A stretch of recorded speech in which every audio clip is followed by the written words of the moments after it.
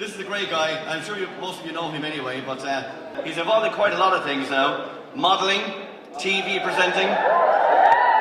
Will you give it up, please? A nice warm welcome for Ibrahim. Guys, how's it going? This reminds me, was anyone here at the Panto over Christmas?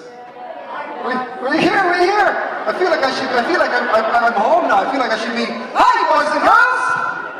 No, it doesn't work. It needs to be like between 3 and 6 for that. Guys, you doing well? Are you awake?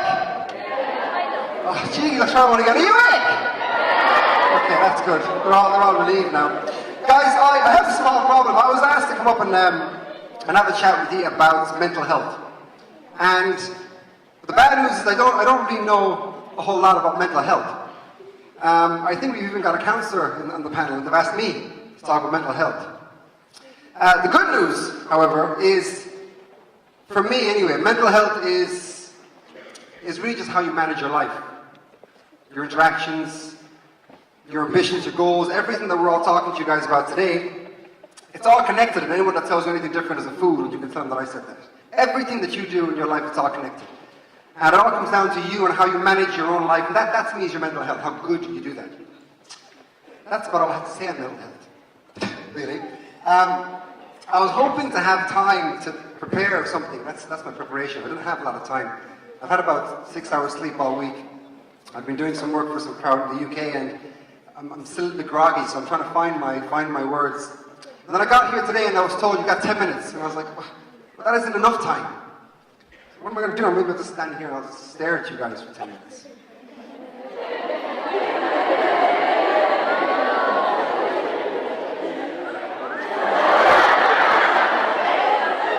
That's fun, but that's really just a waste of time or anything. I'm wasting my time, I'm wasting your time. Come on guys, stay with me. Time is kind of a funny thing really. Somebody once asked me, other than my family, what do I value? What do I consider to be the most important thing for me, or one of them?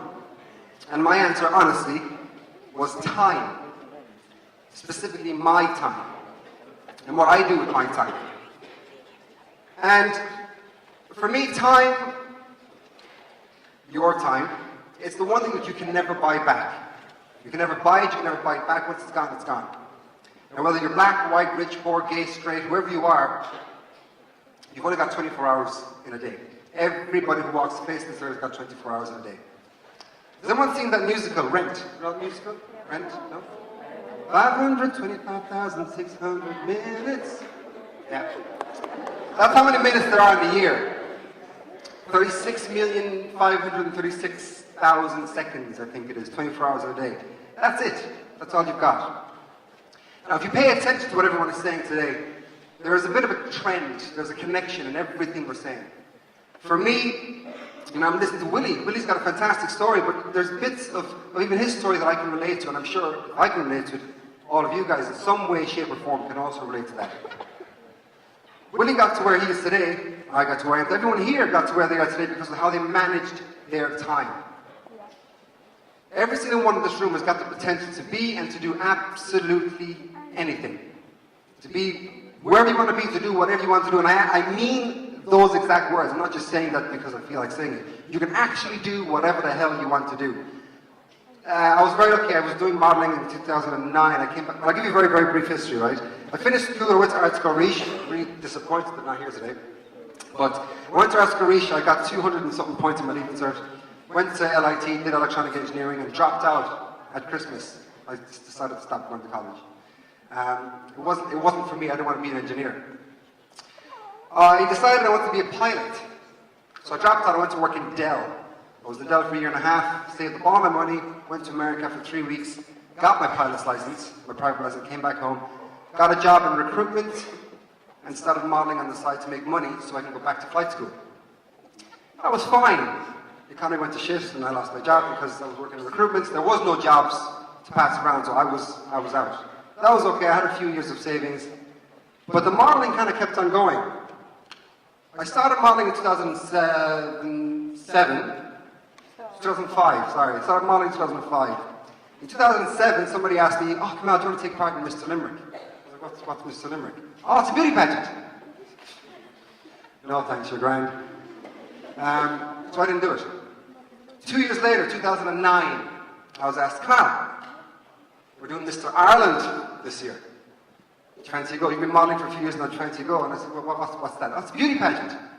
For guys? I said, yeah. No. I was like, no, that's not for me. Now, as it happens, the guy who won Mr. Limerick, Shane Lennon, does anyone know that name? No.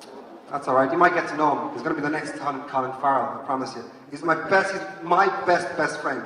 Shane won Mr. Limerick in 2007. He went to do Mr. Ireland. He convinced me to go. So I said, okay, I'll go and do it. We took it seriously. Now, it was it's a bit of crack. We were walking around in our Speedos. We were doing a bit of an interview. We were doing public speaking. It was fun. As it happened, I won. I was also the only person who actually wore Speedos, so I think that had something to do with it. So lads, Speedos rock. Anyway, I won Mr. Ireland in 2009, and I went on to do Mr. World in 2010. There were 74 countries in South Korea for 4 weeks. We had the paparazzi were actually following us around. It was in South Korea, that part of the world, they love that kind of stuff. And it was an amazing experience. And we're talking about traveling as well, seeing the world. Like, God, imagine if every single person in this room was from a different part of the world. Every single one of you has a different story, a different culture, a different religion.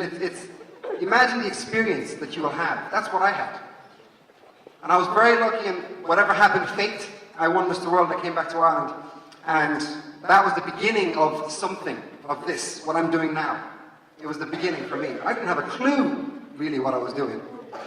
But I knew that I wanted to make something. And again, it goes back to my point about my time.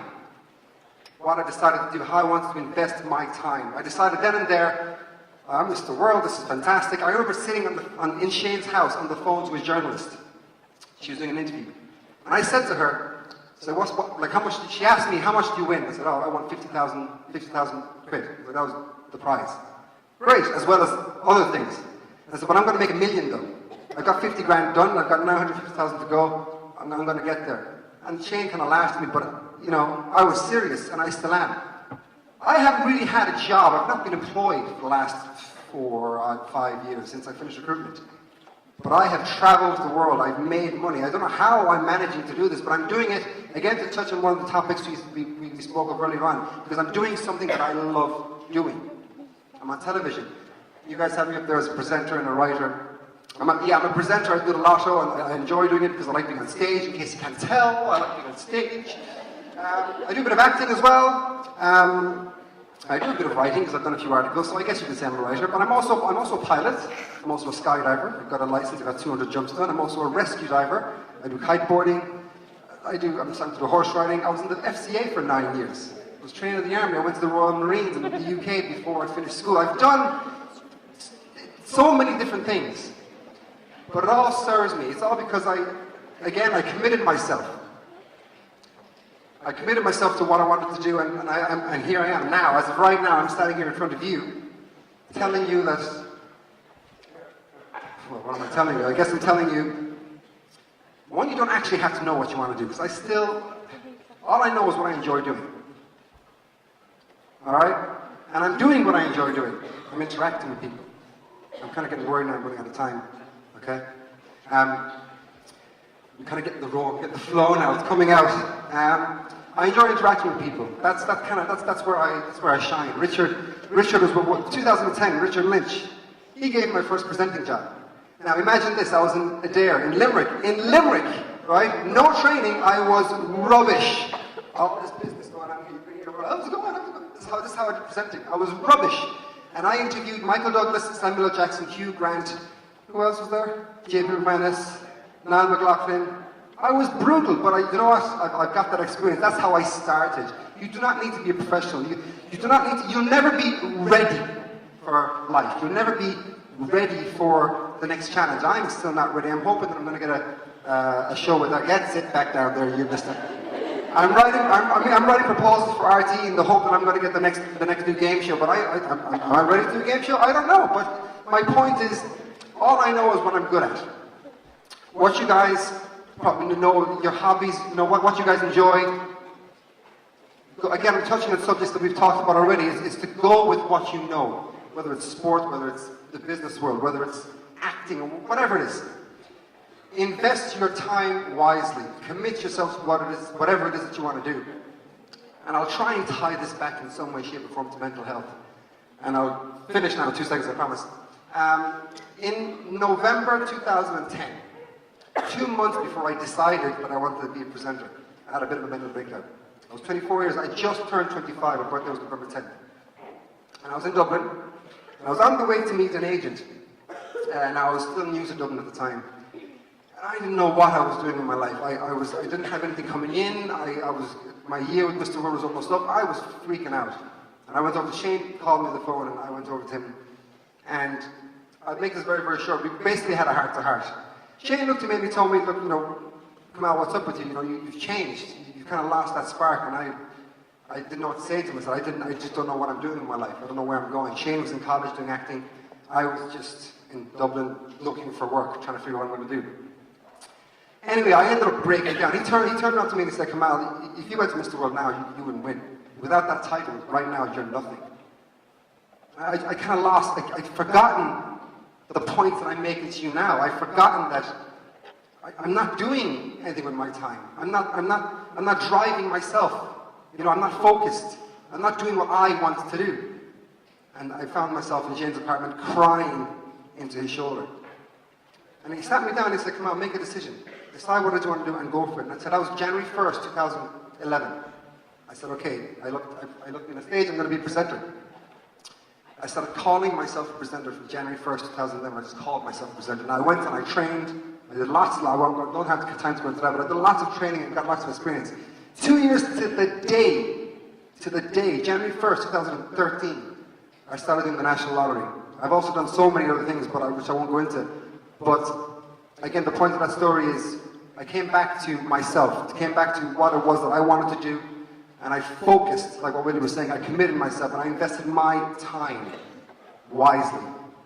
24 hours a day that I have, and now I spend every second of that day making sure that I do what it is that I want to do.